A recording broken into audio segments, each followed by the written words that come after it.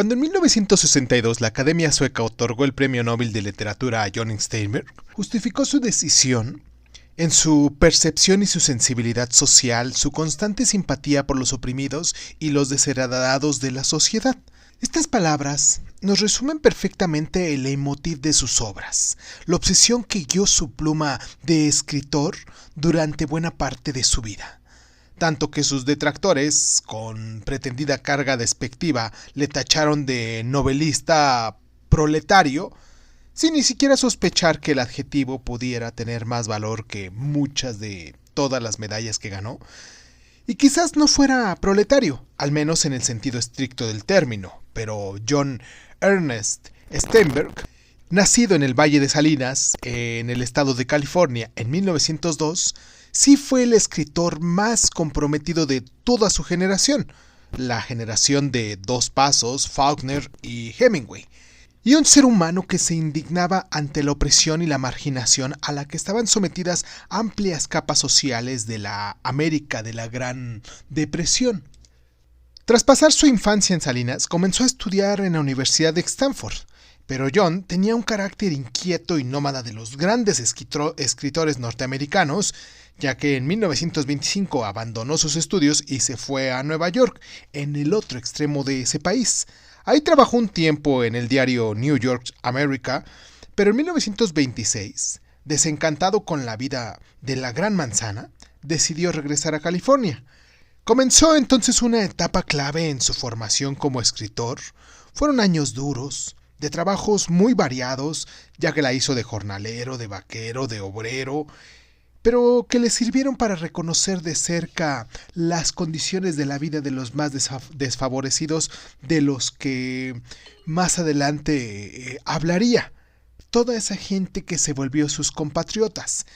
En sus primeras obras, La Taza de Oro, sobre la vida del pirata Morgan, o Las Praderas del Cielo, relatos de la vida en Salinas, todavía no aparece el tema social, pero sí lo hace ya en 1935 en Tornillo Folk, sobre los emigrantes mexicanos, su primera obra reconocida por la crítica, de la cual pudiéramos decir que de ahí le siguieron un puñado de obras maestras de Ratones y Hombres, que se hizo en 1936, Las Uvas de la Ira en 1939,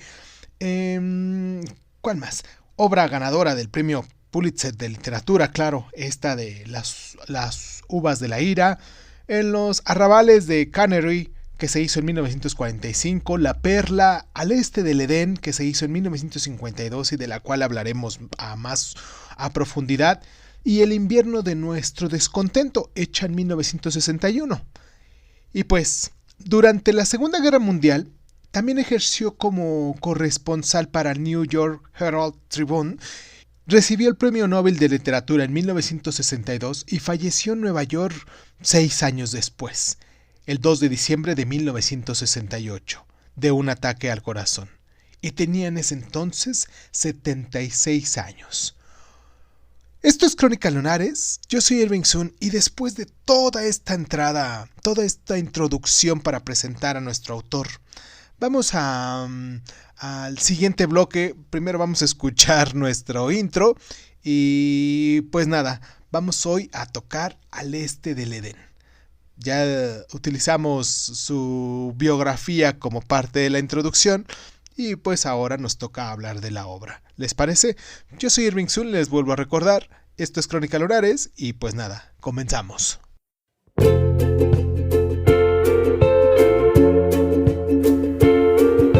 Hola, bienvenidos a Crónica Lunares de Sun. Yo soy Irving Sun, escúchanos en tu plataforma favorita.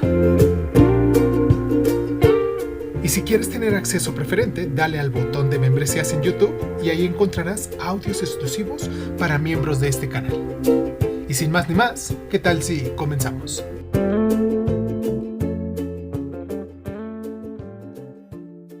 Cierra los ojos, cierra los ojos, cierra los ojos. Al Este del Edén es la crónica de dos familias norteamericanas, los Hamilton y los Trask, desde lo que es la Guerra de Secesión hasta la Primera Guerra Mundial. Es una epopeya de grandes dimensiones que cuenta la historia de Estados Unidos a lo largo de estas 3 generaciones, de estas familias que son pioneros instaladas en el Valle de Salinas, en California.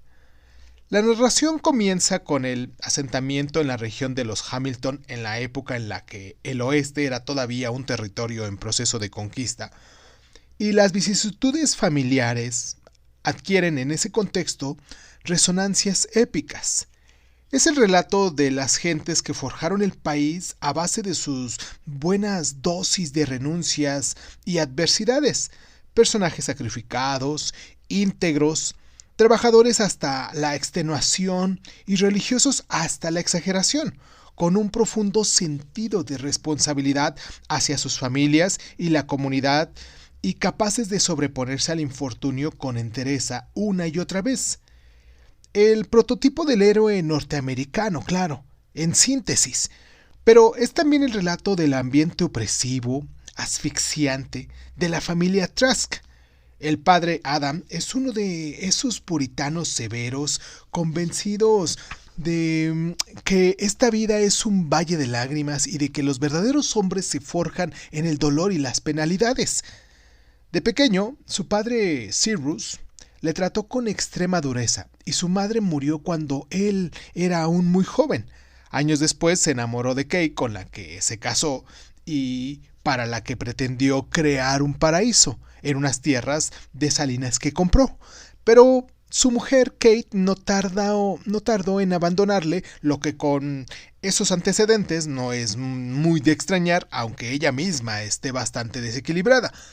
Terminó convertida en madame de un burdel, y así que Adam ha de encargarse solo de la educación de sus hijos, en este caso que fueron Aaron y Cole, e inculcarles los rectos principios de austeridad y piedad que rigen su vida. El ambiente en la familia es todo menos relajado. Los hijos no se atreven ni nombrar a la madre, esa perdida que los abandonó.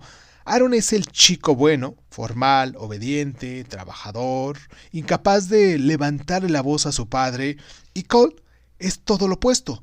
Siempre está insatisfecho, está indomable, y de ese espíritu rebelde, igualito piensa Adam que su madre, lo que hace la analogía entre Caín y Abel, entre el bien y el mal, ambos luchando por el amor del padre.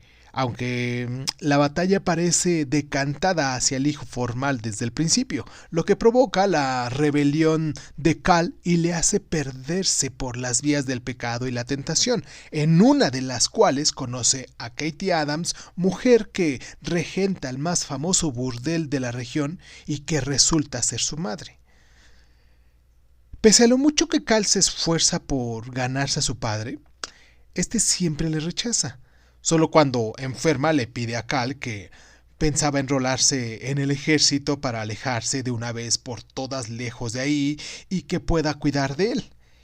El joven entonces escucha con alegría la petición de su padre y decide quedarse. En resumidas cuentas, de eso trata o de eso va esta obra, que es muy bien documentada por el contexto social que se va presentando. Y pues aquí en Crónica Lunares les recomendamos mucho que se den la oportunidad de leerla, de echarle un ojo al menos. Y pues nada, vamos a nuestra pausa, pero antes de esto, esta es nuestra primera pausa del programa porque la anterior fue la de introducción. Esta es nuestra primera pausa formal. Me gustaría mucho que se tomaran el tiempo para podernos descargar, para podernos llevar con ustedes a los lugares donde ustedes anden.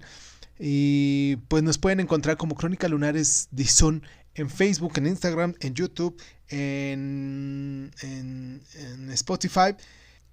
Y pues nada, vamos a nuestra pausa y regresamos.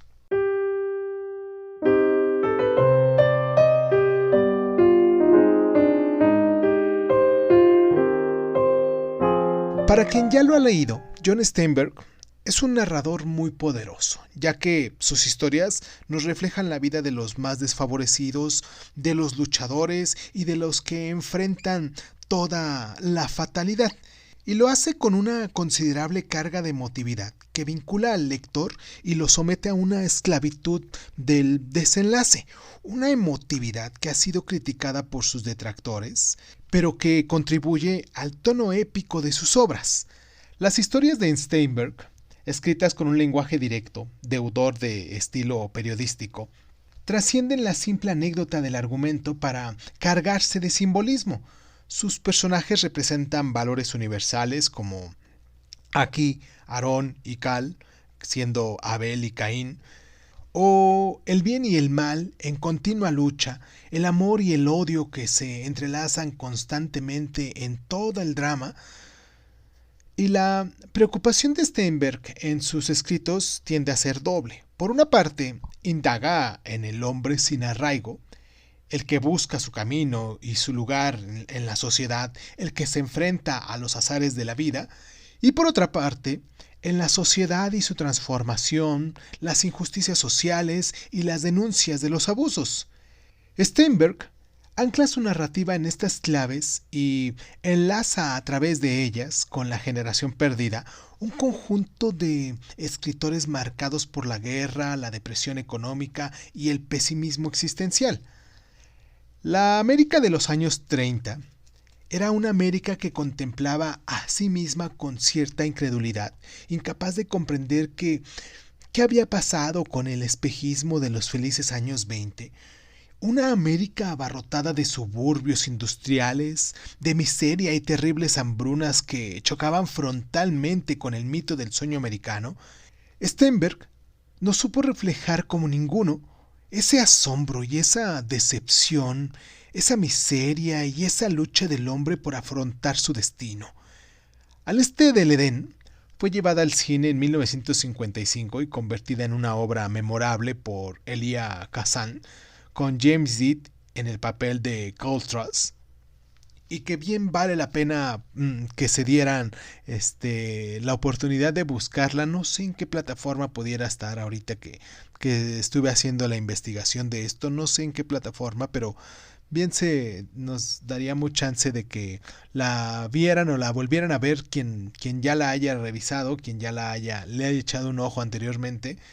Y pues nada, vamos a nuestra pausa y regresamos con un poquito más de curiosidades sobre esto, ¿vale? Vamos y regresamos.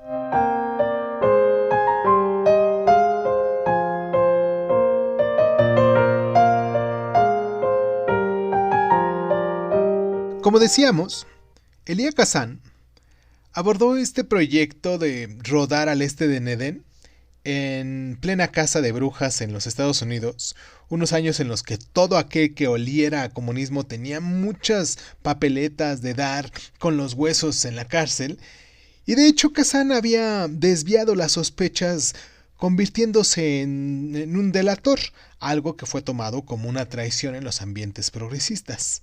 Cuando le propuso a Steinberg que convertiría su novela en guión cinematográfico, el escritor rotundamente se negó, pero fundamentalmente porque ya había colaborado una vez con Kazan en una película sumamente comprometida, una que se llamaba Viva Zapata, y que había acabado hastiado de pelearse con él sobre los personajes y lo que era la historia.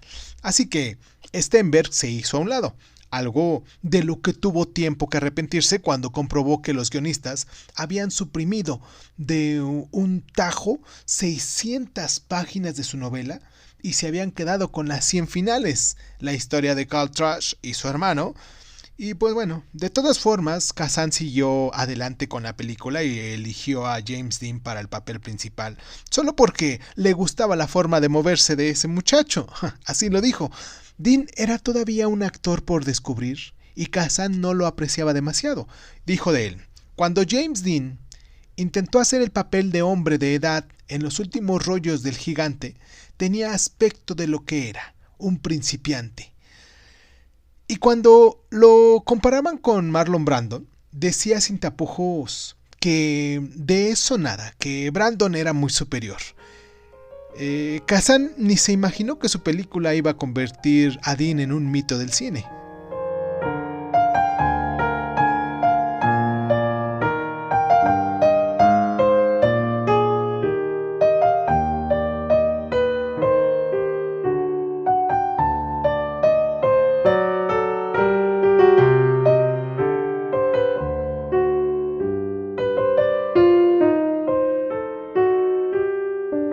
En 1940, John Ford estrenó la que muchos consideran una de las mejores películas de la historia, Las uvas de la ira, basada en el libro homónimo de Steinberg sobre la migración forzada de los campesinos de Oklahoma durante la depresión económica. Y es una obra maestra por la que Steinberg cobró nada menos que $700,000 en concepto de derechos, cantidad más que considerable en aquellos años que el escritor complementó con una cláusula prudente. Exigió que la línea argumental y el contenido social de la obra se respetasen. La cláusula tenía cierta razón de ser, pues la novela había sido prohibida en muchas partes. Por ejemplo, había sido condenado por la Cámara de Comercio de California y Steinberg temía que Ford terminase cediendo a presiones externas. Pero bueno, no lo hizo. Quien ya vio la película se dio cuenta que no lo hizo y consiguió así una de las películas de mayor fuerza dramática de toda su amplia carrera.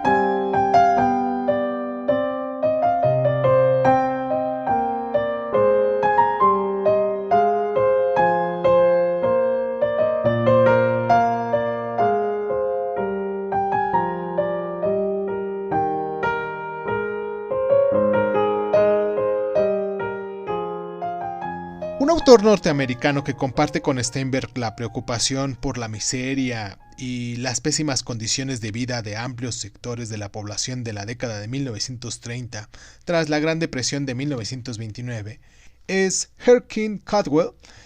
Como Steinberg, Caldwell forma parte de la generación perdida y también como él, estuvo próximo a los movimientos de izquierdas.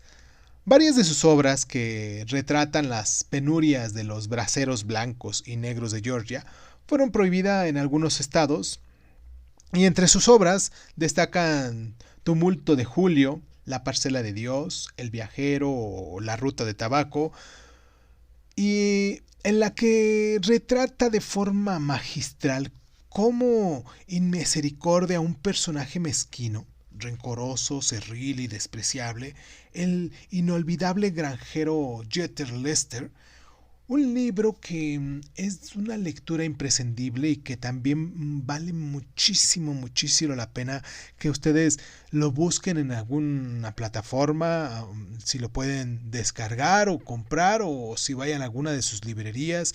Normalmente lo pudieran encontrar a lo mejor en alguna librería de viejo, quizás ahí, de libro viejo, ahí lo pudieran encontrar.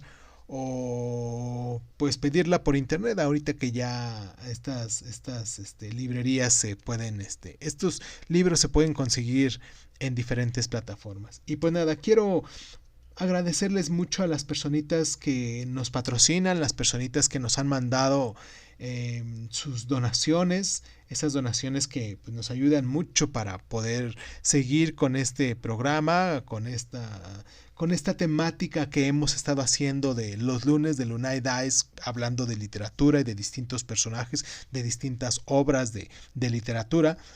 Y pues si alguien más quisiera también colaborar con nosotros, pues les dejo en la parte de las